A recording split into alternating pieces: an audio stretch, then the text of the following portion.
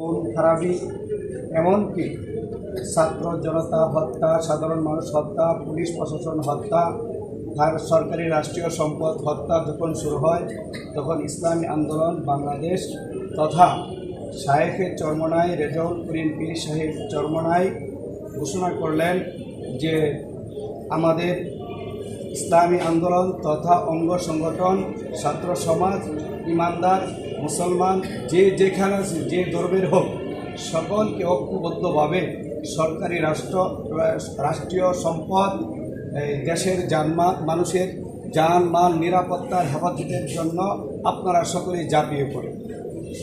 তখন আমরা ঘোষণা পাওয়া মাত্রই আমরা ইসলামী আন্দোলন বিশাল উপজেলা শাখা সকল অঙ্গ সংগঠন আমরা রাস্তায় সরকারি রাষ্ট্রীয় সম্পদ হেফাজতের জন্য ঝাঁপিয়ে পড়ি।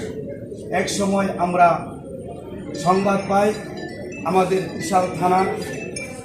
ত্রিশাল থানার উপর কুচক্রী কিছু মহল, সন্ত্রাসী, চাঁদাবাজ, ওরা থানার উপর আক্রমণ করতে চায়। এই সংবাদ পাওয়া মাত্রই ইসলামী আন্দোলন বাংলাদেশ আমরা সকলেই স্বতঃস্ফূর্তভাবে এই থানার গেটে আসা আমরা অবস্থান করি রাষ্ট্রীয় সম্পদ রক্ষার। আমাদেরকে যে আল্লাহ রাব্বুল আলামিন রাষ্ট্রীয় সম্পদ রক্ষা করার জন্য, আমাদের প্রশাসন বাহিনীর জানমাল রক্ষা করার জন্য যে আমাদেরকে তৌফিক দান করেছেন, এই জন্য আল্লাহ তাআলার কাছে শুকরিয়া জানাই এবং আপনাদেরকে অসংখ্য ধন্যবাদ জানাই। আমি এই কথা বলে আমার সংক্ষিপ্ত কথা এখানে শেষ করছি।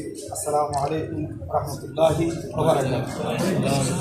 আলহামদুলিল্লাহ, এই পর্যায়ে